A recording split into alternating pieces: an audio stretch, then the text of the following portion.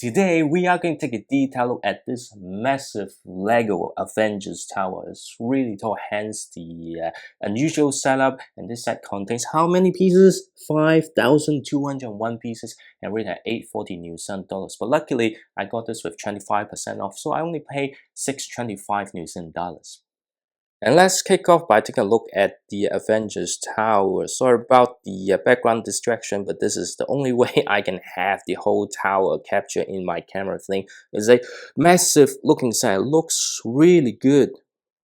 I have fun building this set. It does feel like it can be repetitive, but I think they pace it well. I have to just walk around the Avengers Tower to give you the 360 view because it's not that easy to rotate because it's indeed quite heavy. So this is how it looks on this side, and this is how it looks from the back. So pretty much identical to the front, but just slight different at the bottom. And finally, this is the side where you can remove the windows to access the very detailed interiors. And before we go through the Avengers Tower, here is the Leviathan. So this is a pretty cool build. Although the body could be a little bit thicker, but the way that it creates, although it does feel a little bit thin, but the overall effect just turns out to be pretty cool. Here are some minifigures which we will take a look at later, but you can see at the front there plenty of space to place your minifigure. I like how they create all these little details around. And here's the Battle of New York Memorial. Unfortunately, this is a sticker. It will be perfect if it's printed.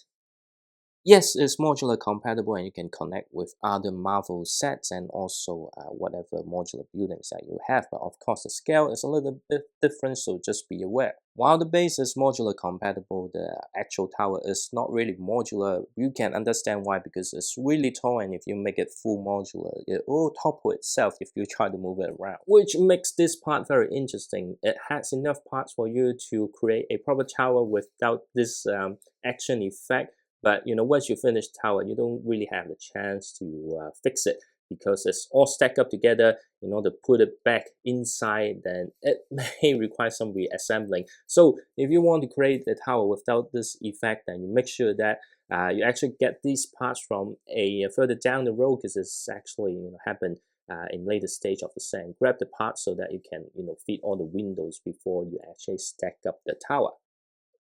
The same can be said on this part here, because the way that it's stacked up, it is a little bit difficult to have everything aligned, and because when you build it, you don't really have the full support. So I have various times where I try to push it down and apply too much force, and I have to fix some of the parts around this side. The iconic Avengers Tower logo is done extremely well. And the landing pad just have enough space to interact with the Quinjet build, which is one of the more detailed Quinjet build in this size, and it's really good. And here's a better look at the Quinjet. You can see the wing can be adjusted, because when the wing is all expanded out, you can't really fit on top. And unfortunately, you can only fit one minifigure. There are lots of connection points across the build to have different interacting effects with the minifigures, while the wall and the portal is really there to fit the overall Infinity Saga. But what I find the most interesting is this Tony Stark here with his Iron Man suit, where there was a scene that he jumped out and then the Iron Man suit will catch him so he can suit up. There's also reference to this iconic Hawkeye scene jumping off the building, but not necessarily the tower. And of course, Natasha fighting with Loki as well. And it's not just about the first Avengers movie. There's like various MCU reference throughout, and you can see here the sticker for the pager to call Captain Marvel. And I wish this is printed. And who would have thought we would get a Eric Selvig minifigure on top of the tower, even though the scale is a little bit off, considering the size of the tower and the parts needed to create the machine to open the portal for Thanos' army to attack New York. With us going through the exterior, I think it's time to take a look at the interior. So how you want to expose the interior is pretty unique. First, you probably need to remove all the action effects so that you can clear up the way. So instead of, again, which I mentioned earlier, having stack up like a modular building. So basically, you've got this part here. That's why I don't want to rotate the build too much. But this is how you can slide out the whole window. So this is a complete piece. It's actually pretty stable, so it's not going to break easily. But you just need to kind of slide in and slide down. So let me just show you how it can goes in. So it just effortlessly kind of slide back in. But I think I haven't made it well. So it's not effortlessly, but I think it's just the angle of me. But you can see it's kind of removed quite easily, and you can kind of slide back in quite easily as well. Just make sure that you've got all the stuff kind of aligned. Then once it slides through, then it will just slide in perfectly. And now you can see different level of the interior, which each level kind of referencing different timeline of the MCU. And there's more that you can expose, so you can remove the roof of this area to reveal some of the more iconic location in the Avengers Tower. And this part can also be flipped open as well. Now, because how things were set up, if you look from the bottom to the top, like there's like various visible gaps. So even this part is fully covered, like there's still a gap around this area, which I don't know how you can fix it. Let's just go through the details from the top. Basically, there's some research area on Loki's scepter. There are various stickers on top, a transparent piece to show, some of the result. And this is some cool reference to Age of Ultron. In fact, a lot more reference of Age of Ultron in this set compared to other Avengers movie because, Avengers Tower is kind of featuring heavily in the second Avengers movie. So this area is they having fun with Thor's hammer. There are lots of stickers to give you a lot more reference, but unfortunately, there's limited accessibility towards. Again, just like some other set where you do get the full details while you're building it, but once it's complete, it's quite hard to access. But I really like this portion because it does create that iconic scene very well. Going down, you do get the Hulk containment unit, which you lock up the Hulk, and also well, it's supposed to lock up the Hulk, but it is mostly locking up Loki. And you've got a reference to Winter Soldier with the sticker represent Dr. Solar. And I'm not sure if you can see it, but there's some stickers on the elevated tour representing the Hulk just got angry because he has to take the stairs. Now, because the size of the set, obviously they were not able to fit the staircase, but they did the best to have the elevator shaft, which is a really downsized one, but it's consistent with the Daily Bugle and also the X-Mention. This level you can see, maintaining the Iron Man suit with pepper pots over here. That this level is more reference to Iron Man.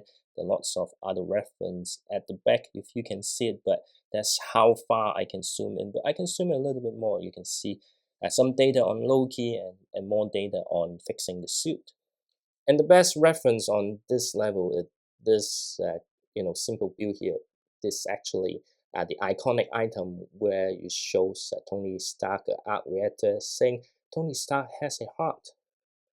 Now the next level is more reference to Endgame, but you still see a Age of Ultron reference there with Ultron and Jarvis battling in the AI form, and you've got this glass bridge here which is done brilliantly, and then lower down you can see the iconic scene with two Captain America.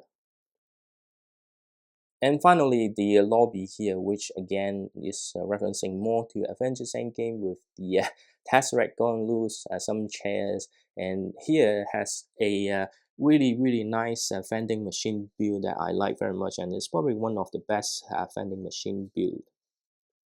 And that's all the interior details, and there are plenty of MCU reference. Again, if you're MCU fans and have watched all the movie, then you get all the cool things that incorporate into the set. So now it's time to take a look at the minifigures. And we're going to kick off by looking at the Falcon or Sam Wilson. There are like 31 minifigures included in this set. There are a couple of repetitive minifigures. So I'm going to just go through some of the more notable ones. So I think this is the best version of Sam Wilson we ever get because of the detail print on the torso and the legs. So you don't often get legs printing in any Marvel minifigure. Unfortunately, parts of his wings are stickers. So if we turn back a little bit, you can see the back details. I wish there's some print for red wings over here, and of course it doesn't have any alternate facial expression due to his hairstyle, but it's probably one of the best Falcon minifigure we ever get. I think you can swap the parts because at one point they do have the printed version of the wings, which if you combine together, you do get a really cool Sam Wilson minifigure. Next, we have the Vision. This is a brand new version with a brand new cape with the plastic foil material, transparent legs, more accurate printing on the head, and you've got the Mind Stone right this side. I do like the previous version of the Vision minifigure, but this one just far superior compared to the previous version. You can see the back of the head is done really nicely, and then even back printing as well. I think even the legs is not transparent will make this minifigure very well. And then we have the first version of Ultron. I have to say, even though the printing are very nice, I would prefer the previous iteration because I think the other one is a better minifigure. That is just a simple reason. Even though this is good, but I do prefer the previous version of this iteration of Ultron. Just like some other minifigure in this set without superpower, Pepper Potts does feel a little bit underwhelmed because it's just a generic minifigure, but they stick Pepper Potts' name on it. But this damaged version of Iron Man is currently exclusive to this set and it's done extremely well. You can see all the detailed print, and this is one of the better minifigures in this set. I'm not going to go through much of the Judary Soldier. You get, I think, 3 or 4 in this set, but they are all the same from other set as well. Eric Salvert is cool to get this character, but again, if they didn't put the name Eric Salvert on it, again, it's just a generic minifigure that you wouldn't able to tell if it's Eric Salvert or if some other random minifigure. The same can be said for Alexander P.S., but he does have a quite unique printed torso, so I give it a pass on this one. We've got Dr. Choi here. She only made a brief appearance in Age of Ultron. Somehow they put her minifigure in. I don't think the hairstyle fit that well, but the torso is pretty cool. I wish there's some leg printings, but I wonder if the alternate facial expression has her controlled by the Mind Stone. Let's see. And if we turn over, no, it's just another generic minifigure face. You do get 2 Captain America or Steve Rogers in this set, of course, to recreate the scene, and they are identical except one with helmet and one with the hairstyle, and the one with helmet has print on it instead of just a usual Steve Rogers hat. I think it's done really well. I think it could be including another minifigures. I don't know. It's an iconic scene, so I think it makes sense. Thor with a nice print and the effect on hammer is done really well, but if you have get the later sets with Thor, then you have the rubber cape instead of this fabric one, but I think the fabric one is cool as well, and this is his alternate facial expression. And then the Iron Man minifigure, this one does have Tony Stark underneath because the suit is not at maintenance, but himself kind of flying in the suit, and again, there's a with Iron Man minifigure, there's no complaint because they always have really cool detailed prints. And you do get various variants of Tony Stark in this set, and this is just another variant that appears in previous sets before, so I'm not going to talk more about this. Again, same with Wong and Nick Fury, they are all same variant from previous sets, so we can check out my other videos on Marvel sets to get more details on these 2 minifigures.